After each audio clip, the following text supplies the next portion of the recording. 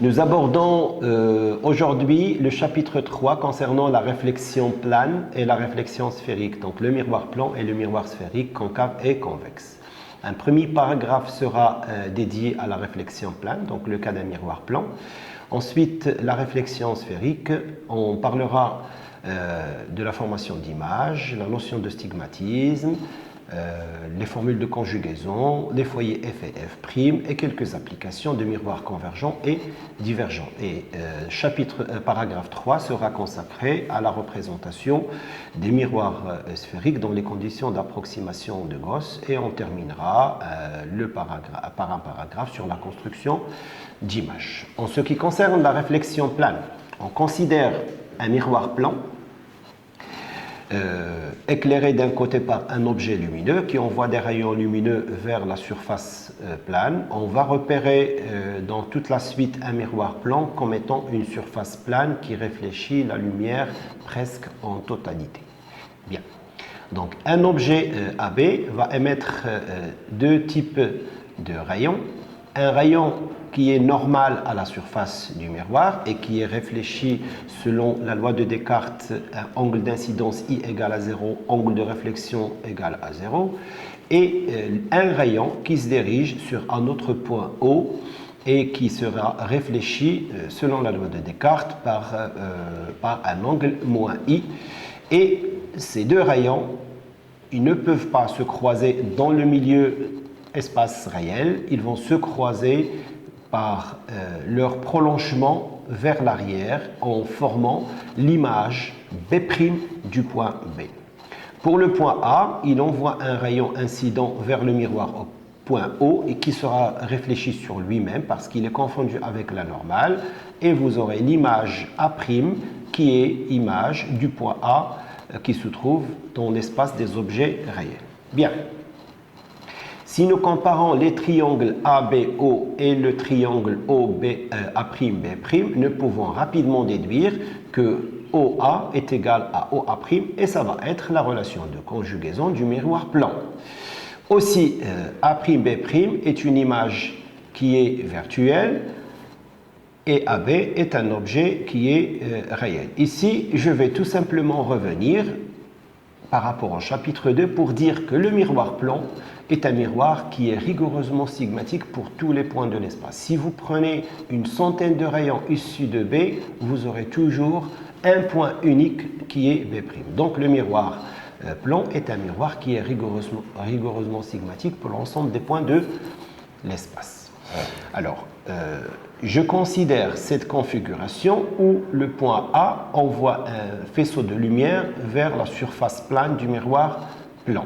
Alors, les rayons sont réfléchis selon les lois de Descartes et j'aurai A' qui se trouve dans l'espace des images virtuelles. Quand les rayons arrivent sur un système optique diverge à partir d'un point A, existant réellement ou non, l'objet est considéré réel et l'image est alors virtuelle et se trouve dans l'espace des images virtuelles. Et tous les rayons ainsi qui arrivent du point A donnent un rayon réfléchi dont le prolongement se trouve vers l'arrière du miroir.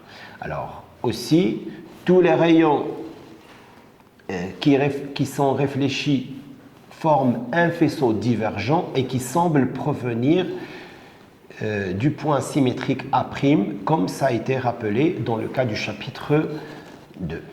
Si je considère ce deuxième cas, le deuxième cas, nous avons un objet plutôt qui est formé mais qui est virtuel. Les rayons réfléchis, comme on peut le voir sur la figure, ils semblent converger vers le point A, alors que leur réflexion réelle va former le point A'. Bien sûr, nous repérons par H la projection orthogonale sur la surface du miroir. Nous abordons maintenant la notion du champ d'un miroir et nous considérons la figure suivante. Alors, si un observateur est placé au point A, son œil est placé au point O, le champ du miroir est l'ensemble des points visibles par réflexion sur ce miroir. Ce champ est donc la portion d'espace limitée par le miroir et les demi-droites passant par O'. O' étant l'image virtuelle de O donnée par ce miroir, et un point du bord de ce miroir. Alors,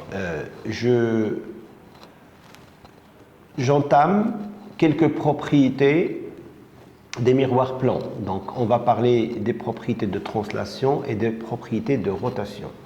Si par exemple, je considère un objet AB réel qui est placé devant la surface réfléchissante d'un miroir, qui va former une image A'B', si nous supposons que le miroir plan se déplace d'une distance x, l'image A seconde qui sera formée à partir de l'objet A se déplacera alors de 2x.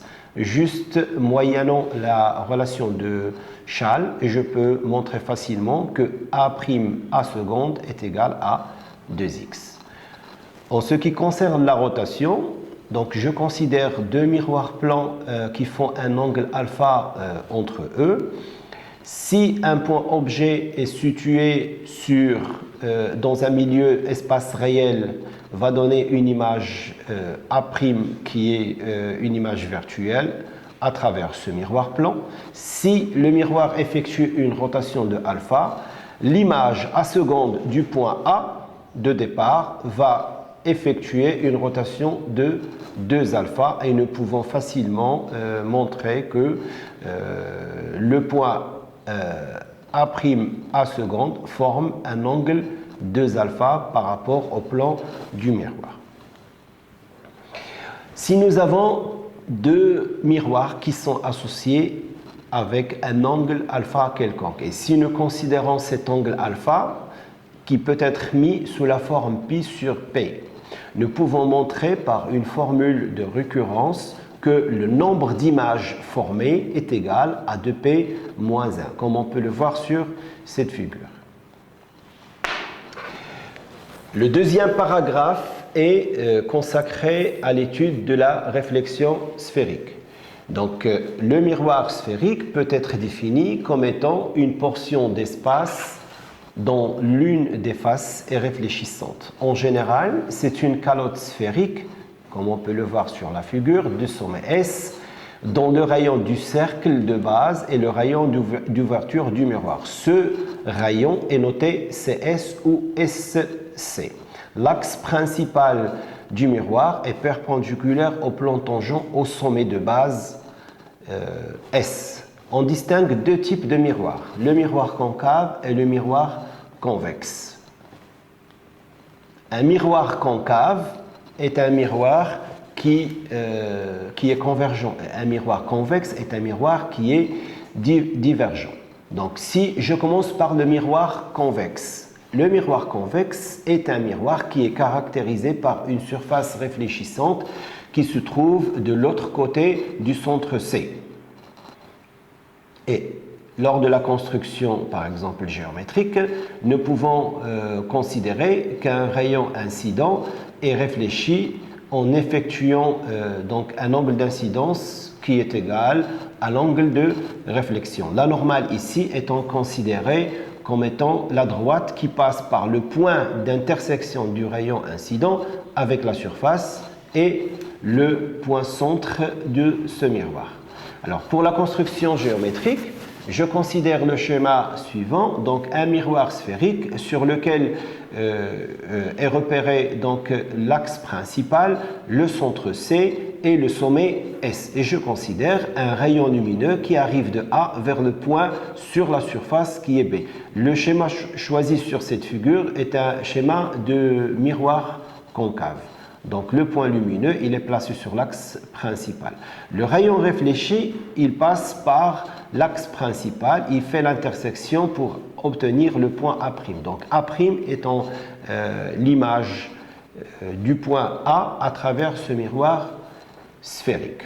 Même chose, on va aborder la question du stigmatisme. Et nous savons qu'à part le miroir plan, l'ensemble des systèmes optiques ne sont pas rigoureusement stigmatiques pour l'ensemble des points. Nous pouvons repérer sur cette figure que les rayons qui sont parallèles arrivant de la gauche vers la droite sur un miroir concave ils sont convergents vers un point qui n'est pas unique, mais plutôt un ensemble de points, comme on avait rappelé sur un petit espace qui peut être défini comme étant une petite sphère. Donc c'est le bon exemple pour montrer que le miroir sphérique n'est pas un système qui est rigoureusement stigmatique.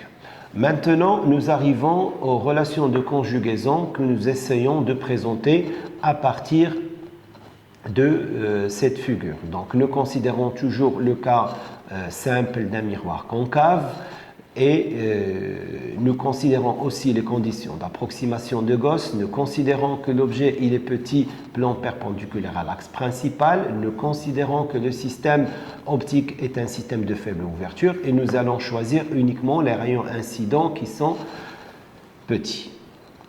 On va passer pour cette démonstration sur un tableau et on va établir cette relation de conjugaison. Donc, nous revenons sur la démonstration de la formule de conjugaison des miroirs sphériques dans les conditions d'approximation de Gauss. Et je commence par représenter un miroir sphérique comme nous l'avons défini. Donc, je considère le cas du miroir sphérique concave avec sommet, centre et rayon égal à SC. C'est un miroir sphérique concave et nous avons SC est inférieur à 0. Je considère un objet réel qui envoie un rayon de lumière sur la surface au point B et je vais représenter la normale BC et l'angle de réflexion, l'angle d'incidence CI et le rayon réfléchi va croiser l'axe principal au point A'. Donc, AB est le rayon incident, l'angle d'incidence c'est l'angle I, l'angle de réflexion c'est l'angle moins I, le rayon BA' est le rayon réfléchi et le point A' est appelé image de A à travers le miroir sphérique. Je vais noter l'angle θ comme étant l'angle CB A'. Je vais noter l'angle U comme étant BAC et l'angle U' comme étant SA'B. Alors, je remarque que dans le triangle ABC, j'ai l'angle U qui est là, plus l'angle d'incidence, plus cet angle qui est pi moins θ égale à pi. Je remarque aussi que θ plus I plus cet angle qui est là, c'est pi moins U' égale à pi. Donc, je peux simplifier par pi, je peux aussi simplifier par pi, et je garde θ de cette équation égale à U plus l'angle d'incidence. Et de cette équation, je peux garder θ égale U' moins I. Donc, si je somme les deux équations, on aura 2θ égale à U plus U'. Maintenant, si je considère la projection orthogonale sur l'axe principal au point H de B, j'aurai dans le triangle CBH, j'aurai tangente de U, de θ, pardon, égale à HB, valeur algébrique, sur CH. Si je considère le triangle BA et H, BA et H, j'aurai tangente de U égale à HB sur AH. Si je considère le triangle A'B et H, B, A' et H, j'aurai tangente de U' égale à HB sur A'H. Dans les conditions d'approximation de Gauss, nous avons dit que tangente θ est pratiquement égale à θ, tangente de U est pratiquement égale à U et tangente de U' est pratiquement égale à U'. Et nous allons utiliser la relation de θ égale à U plus U' que je vais essayer de représenter dans cet espace. Donc j'aurai 2 fois θ et θ c'est HB sur CH égale à U qui est égal à HB sur AH plus U' qui est HB sur A'H. J'aurai aussi la projection de B sur l'axe principal. Si les conditions d'approximation de Gauss sont réunies, j'aurai H est pratiquement confondu avec S. Et dans ce cas, je peux écrire, en simplifiant par HB, 2 sur CS égale à 1 sur AS plus 1 sur A'S, qui peut s'écrire comme étant 2 sur SC égale à 1 sur SA plus 1 sur SA', et ainsi nous avons démontré la relation de conjugaison avec origine au sommet. Nous pouvons aussi obtenir la relation de conjugaison des miroirs sphériques avec origine au centre en utilisant la relation de Schall, et nous pouvons écrire que SC est égal à moins CS et SA égale à SC plus CA et SA' égale à SC plus CA', et nous obtenons une seconde relation qui est égale 2 sur CS égale à 1 sur CA plus 1 sur CA'. Bien, à partir de cette relation, nous allons passer aussi au tableau pour démontrer pour déterminer la position du foyer F et F'. Et on va aussi définir le point, les plans focaux, objets et images. Nous allons maintenant revenir à la notion du foyer objet et du foyer image. Et on va partir des relations de conjugaison des miroirs sphériques avec origine au sommet par exemple. Alors, si je pars de la relation de conjugaison, je vais définir le foyer objet comme étant le point F qui est confondu avec A. Et dans ce cas, j'ai l'image A' est rejetée à l'infini.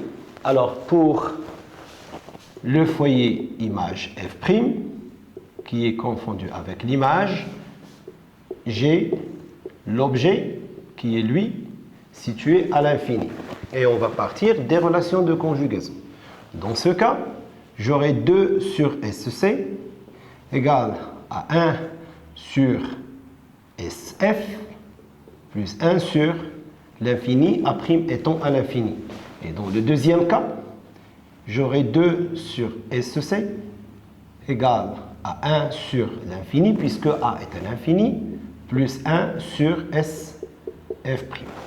Je tire de cette relation que SF, qu'on va noter petit f comme étant la distance focale objet, égale à SC sur 2. Et de cette relation, on va tirer que SF', qui est égal à la distance focale image, comme étant SC sur 2. Je conclus à partir des deux relations que F égale à F' égale toujours à SC sur 2 pour un miroir sphérique, convexe et concave, c'est-à-dire que le point F est confondu avec le point F'.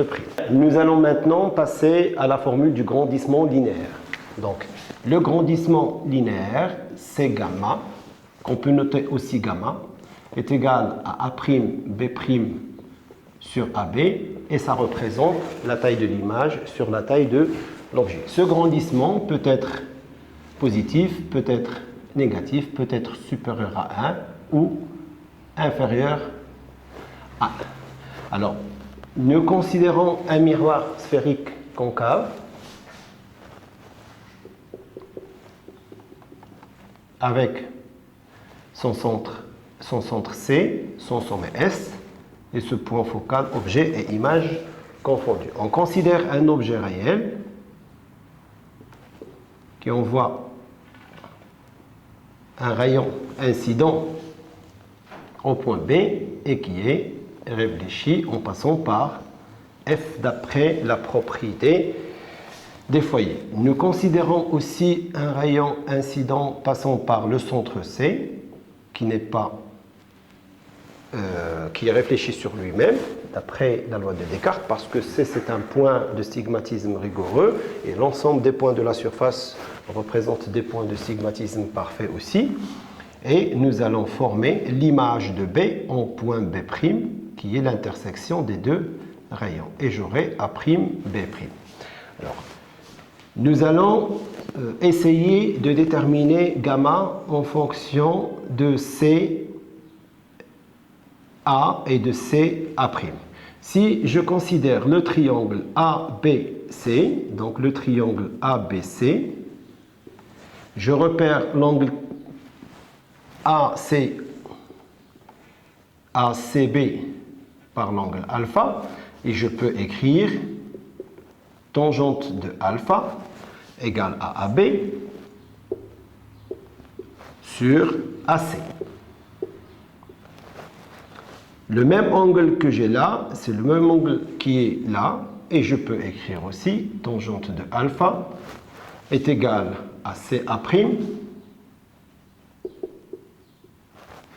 CA' sur B' A'. Donc, je peux des deux relations tirer que A'B' sur AB, je change B' A' par A'B' égale à CA' sur CA, et c'est l'expression du grandissement linéaire pour un miroir sphérique convexe ou concave. Nous allons passer à une autre démonstration. Je garde le même schéma, mais j'ajoute le rayon B S incident qui normalement va passer tout en étant réfléchi par le point B'. Et je vais essayer d'écrire cette relation gamma autrement.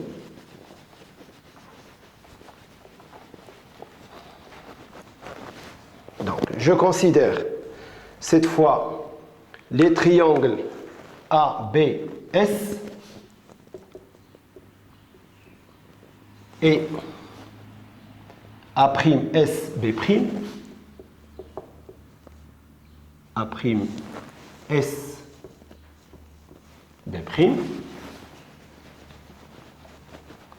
Je considère l'angle qui est là, bêta, le même angle qui est là, moins bêta.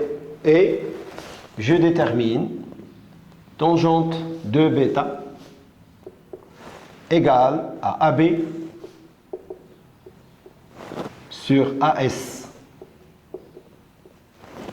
Et tangente de moins bêta est égale à A'B'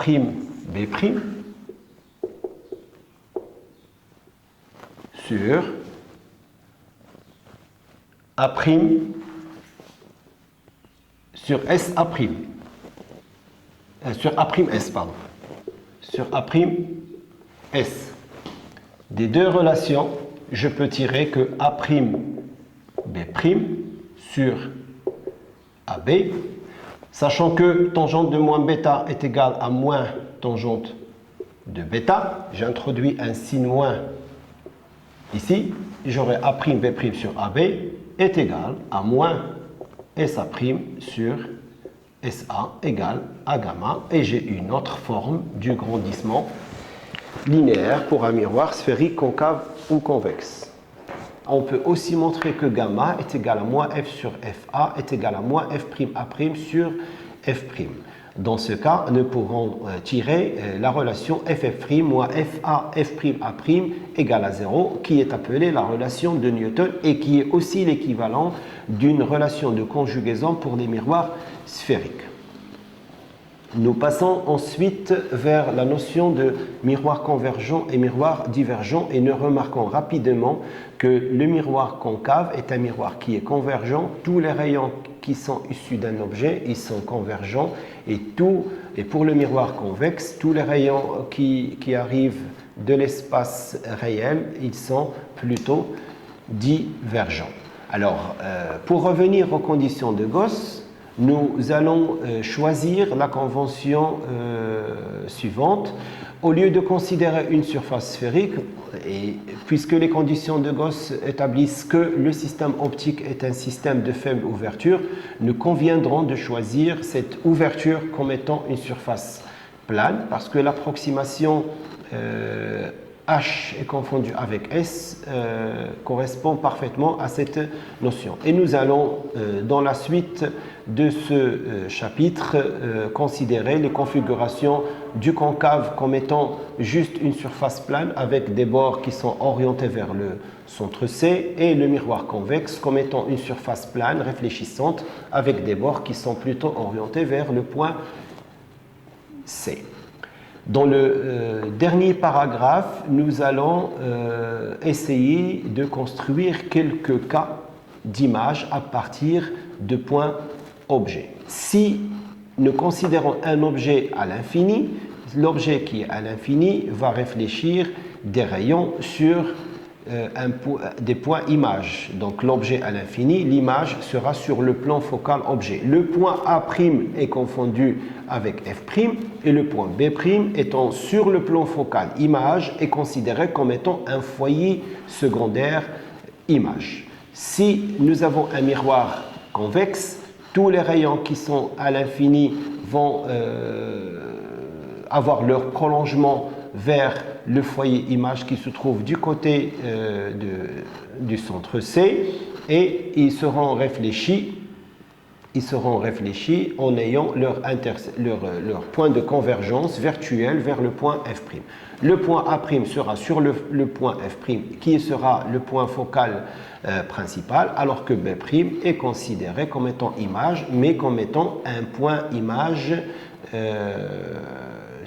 secondaire, parce qu'elle est située sur le plan focal image. Et nous terminons par une animation concernant la formation d'images où nous allons positionner l'objet à différentes positions entre l'infini et le centre C, entre C et le point F, entre F et S, et entre S et plus l'infini, et à chaque fois nous allons obtenir des positions différentes d'images. Nous pouvons discuter la nature de l'objet, la nature de l'image, et nous allons réaliser cette expérience.